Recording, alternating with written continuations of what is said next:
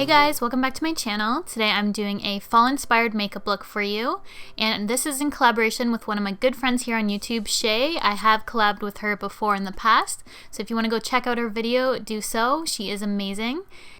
To begin, I'm using MAC Brow Fix, and this is just a wax that's going to help keep the hairs in place so that I can better put my brow product in and find where I really need to fill in my brows. I love setting my hair first with a wax or a gel and then going in with my brow product. So now I'm just going to clean up my brows with some concealer, and I'm using a flat definer brush to do so.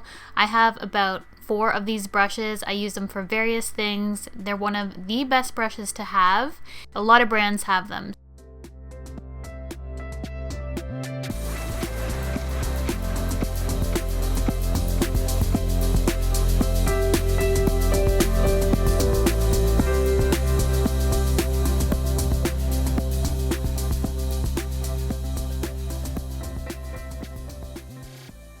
I'm going to prime my eyelids. I'm using MAC Soft Ochre Paint Pot as per usual, and I'm just using this all over my lid to cancel out any veining or discoloration, and this is also going to prep for eyeshadow application. So now I'm going in with Makeup Forever M510, and this is just a vanilla shade that I'm going to put all over the lid. This is just going to help set that paint pot so that it isn't tacky and the eyeshadow better glides on. Now I'm going in with Buxom Famous Flirt and a fluffy blending brush and just blending this all throughout my crease, really buffing it out. And then I'm going in with the star of the show, which is Makeup Forever M928. I recently picked this up and showed you in a haul, and I've been meaning to do a tutorial using this because I've been wanting this shadow forever, but it was always out of stock whenever I wanted to purchase it. So I'm just putting this all over my lid, and then I'm going in with Buxom Spoiled Sexy and a M433 brush from Morphe. This is my favorite crease brush of all time as of right now. I just went on their website and bought a few more because I'm obsessed with it. I like it better than the other brushes that are designed like this just because it's a little bit smaller and it works better in my crease. Now I'm just taking a little bit more of that light peachy shade by Buxom and just putting that in my crease, making sure everything's well blended. And then I'm going to go back in with that eggplant shade from Makeup Forever and just deepen up my lower lash line and my outer corner. You'll see me do this on both eyes. I'm just really wanting to make that lid a little bit deeper, but I'm focusing it more on the outer crease and the lash line. So you can see it better on this eye, just how I'm deepening up that outer corner and bringing it to my lash line. And then I'm just going to lightly buff it out.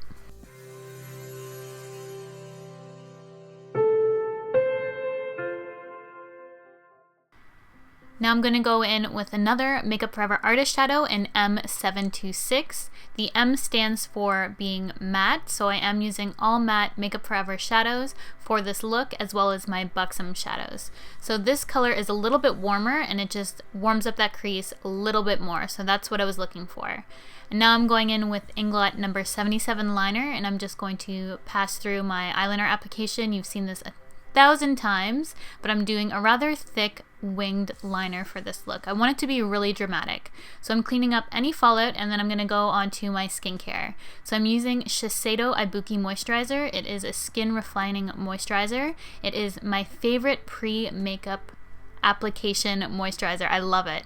And then I'm using this Reviva Labs eye cream underneath my eye. I find applying an eye cream just before your makeup makes such a world of a difference for your under eye area and concealer application. For primer, I'm using the Dr. Brandt Pores No More. This has been my go-to primer lately. You've probably seen it in all my tutorials. I can't get enough of it.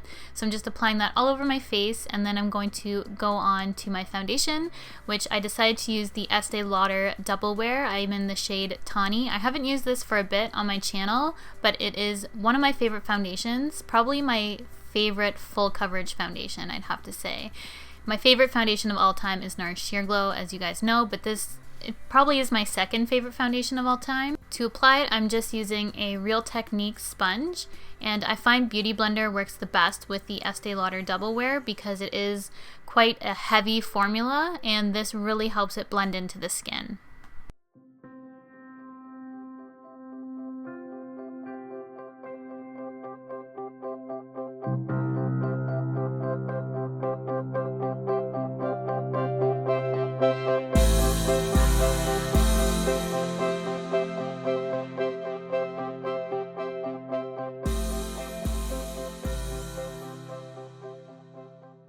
For concealer, I'm using the Kevyn Aucoin Sensual Skin Enhancer, and this is the first time I ever used it. So this is kind of my first impression of it as well, but it is a very heavy concentrated product. You can use this to mix in your moisturizer for a tinted moisturizer, and you can mix it in a variety of things just to sheer it out. You can use it as is for a super full coverage foundation, but I use it as a spot concealer because it is quite heavy and full coverage, but it blends out beautifully with the Real Technique sponge, and it just works perfectly if you have any spots or issues you need to correct. For underneath my eye, I'm still all about my MAC Pro Longwear. It is my favorite under eye concealer. This is the only concealer that doesn't crease on me. I love it for that reason. So I'm using NC20. It is a yellow tone, but it highlights as well. So I'm using it dual purpose for highlighting and concealing, and just going to blend that all out with my Real Technique sponge.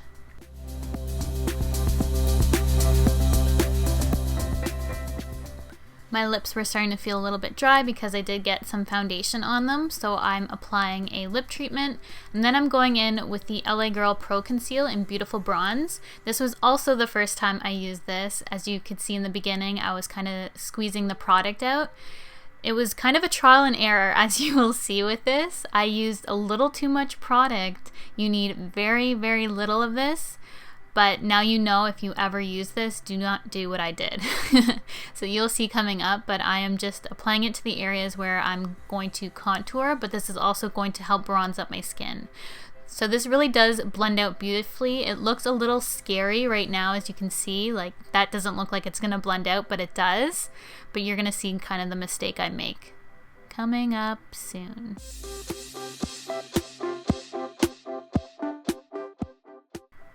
So this is what happens when you blend too fast. As you can see, I got product on my sponge and just dotted it too far down on my forehead. So it's going to take a little bit of work to correct this, but you can do it. So if you ever make a mistake, don't give up.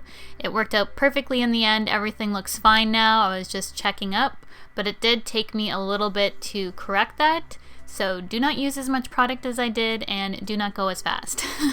To set everything in place, I'm going to use the Laura Mercier translucent powder, and I'm going to use the baking technique. So I'm going to apply a heavy amount of product underneath my eye and let it sit there and cook or bake, and then I'm going to dust it away later. This is just going to help ensure that my concealer stays put and that it looks flawless.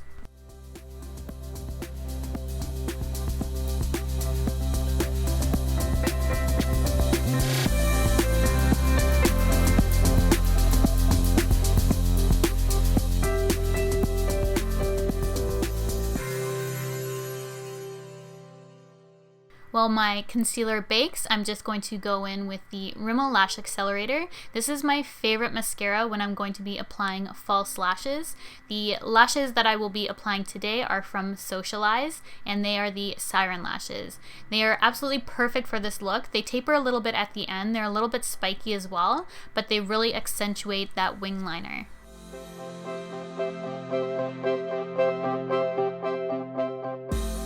After I've applied my false lashes, this is typically when I dust away that powder, so I'm just using a Morphe fan brush to do so, and then I'm going to finish off my face and my under eyes.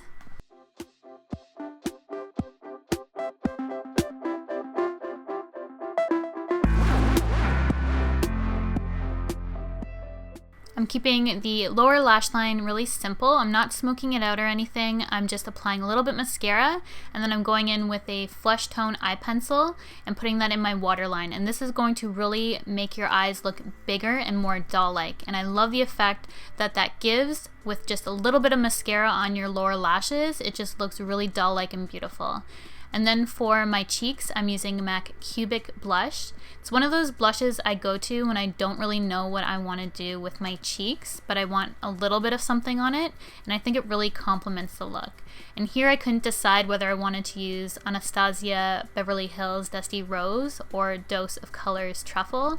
I ended up going with Truffle, and I really love how they complement each other, but you could use either or. I know Dusty Rose is really popular, but I love the liquid lipsticks from Dose of Colors. They are my favorite formula of liquid lipstick, but they don't have that many colors, so I wish they had more colors. To highlight, I'm going to be using the new illuminators from Anastasia Beverly Hills, as well as her new highlighting brush, which is the A23. I've really been enjoying this brush for highlighting. It really pinpoints where you want to put the product. It's dense enough to do so, so it's not putting it everywhere. Sometimes a fan brush can do that. It can get places you don't really want, but I love the design of this brush.